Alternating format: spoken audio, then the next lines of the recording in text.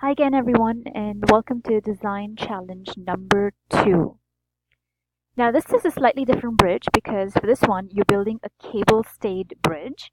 So unlike before, you are going to be using 2 cable anchorages. So to design this one, you're going to open up the Bridge Design Wizard, click Next on the first 2 choices.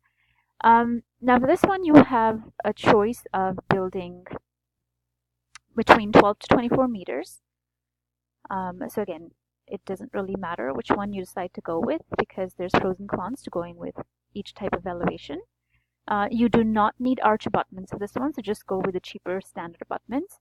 No pier required, but you do need 2 cable anchorages for this type of bridge.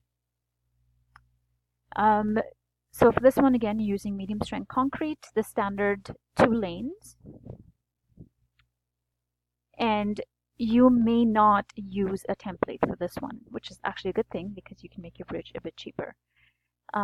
So you want to go with no template, but there's nothing to stop you from looking at the other designs. So you have this one here and then a suspended Warren truss, so you can look at both those designs and see if they inspire you to make something creative. So that's basically it. Be sure to select no template, click finish, and start designing. Good luck.